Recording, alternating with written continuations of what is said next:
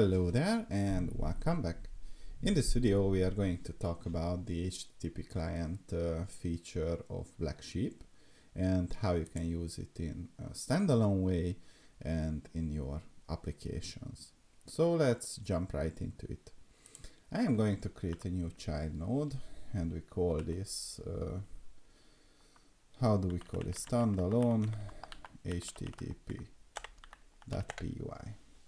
In order to use this client, we have to do the following. What first we need to do is to import the async IO module, and from BlackSheep .client we have to import the client session. And now we can create our async function.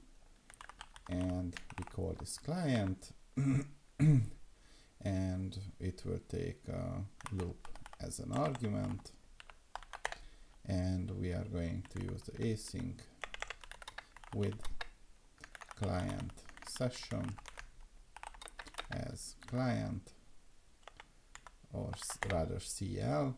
We say that we want a response awaited with the client.get from the https google.com.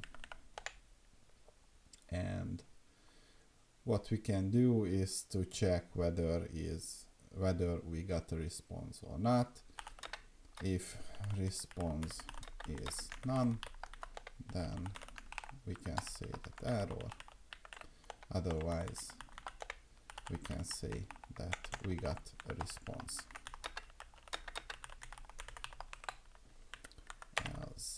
Alright, and then what we can do is to maybe print the response.text.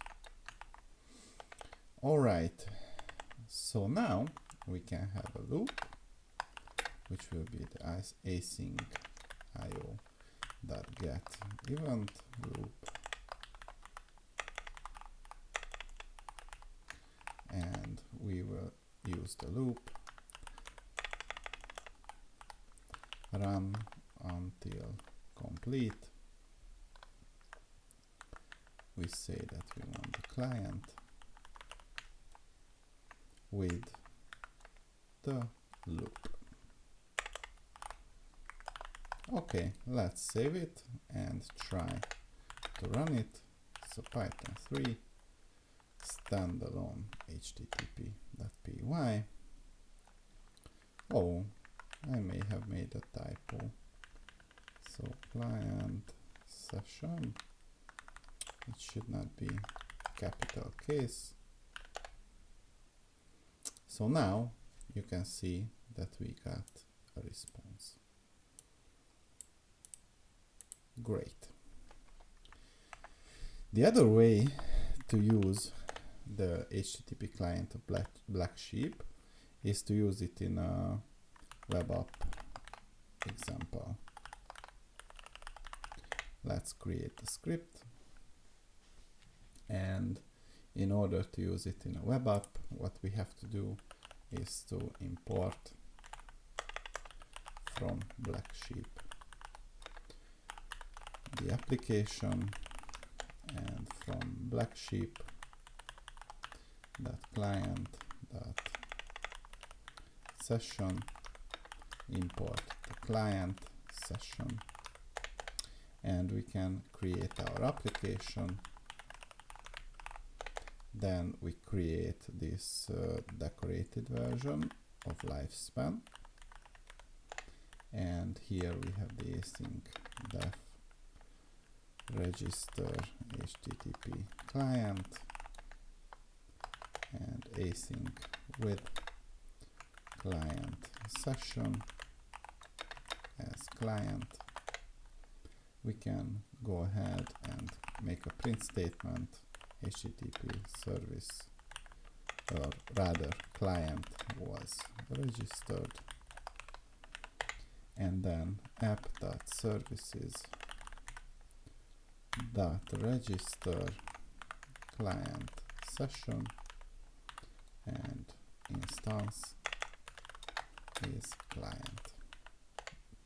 Then we yield it, and at the end we want to dispose of. Great. So now we can go ahead and let's import the GET request and create a decorated function,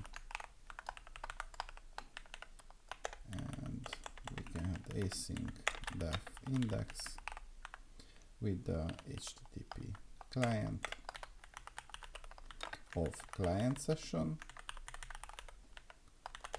and then we can print the HTTP client and go ahead and return an OK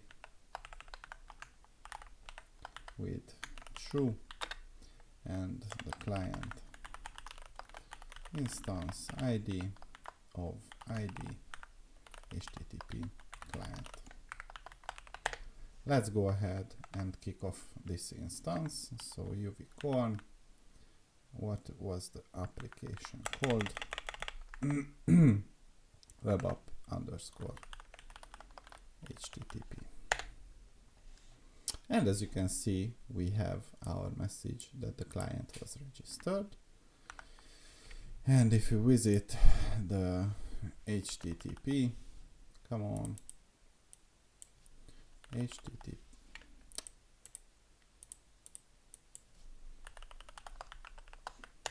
on the port 8000, you can see that we have our HTTP client ID. So technically that was all I wanted to show you in this video. This is how you can use the HTTP client of BlackSheep. See you in the next one.